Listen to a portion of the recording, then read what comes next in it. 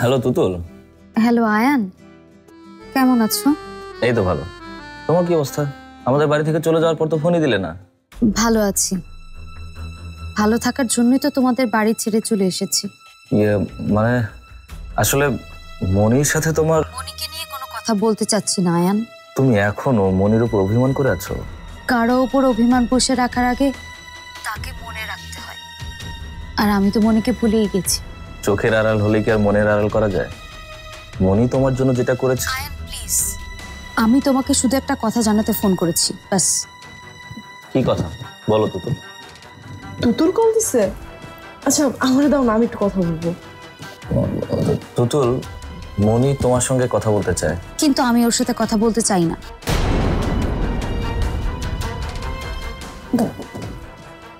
Hello hello Tutul, আজকে আজকে আমার কথাটা তোমার শুনতেই হবে।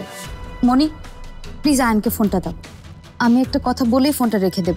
আচ্ছা আমার কথাটা শুনলে কি তোমার অনেক বড় ক্ষতি হয়ে যাবে তুতুল? ক্ষতি যা করার তা তো করেই ফেলেছো।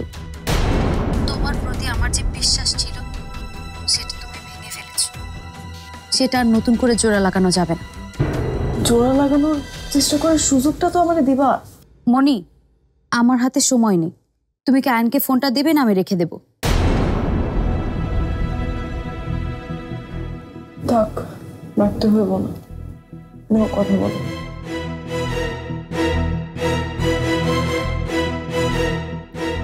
হ্যাঁ তুতুল বলো, কি বলতে চেয়েছিলে? আয়ান,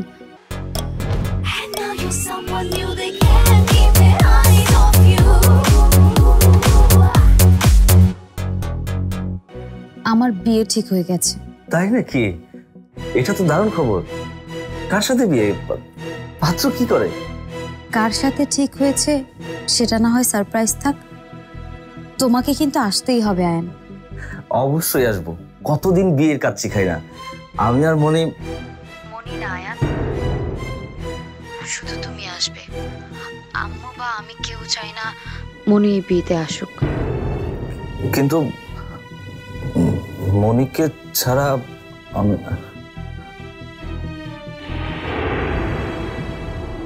কি হলো আয়ান, আসবে তো? আমি মানে... আচ্ছা ঠিক আছে, আমি আসবো। থ্যাঙ্কস। এটা কি হলো মনি? তোমাকে ছাড়া আমি তুতুলি বিয়েতে কেন যাব?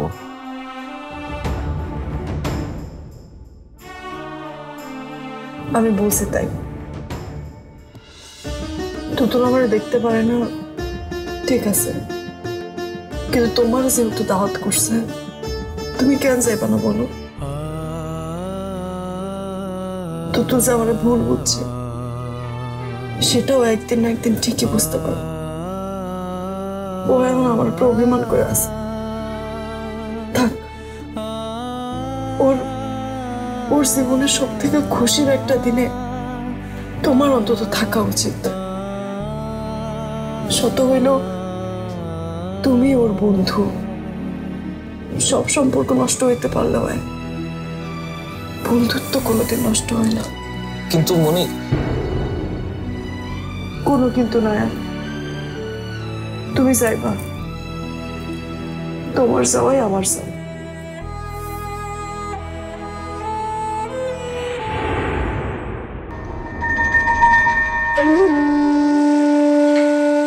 বিয়ের দাওয়াতে গেলে অন্তত রাহেল আন্টির মুখোমুখি হওয়া যাবে। তার কাছ থেকে আমাকে জানতেই হবে আমাকে দিয়ে মনিকে ওষুধ খাওয়ানোর উদ্দেশ্যটা আসলে কি ছিল। মাশরাফি জুনিয়র টিভিতে প্রচারিত হওয়ার পূর্বেই সম্পূর্ণ নতুন এপিসোড দেখুন শুধুমাত্র দীপ্ত প্লেতে।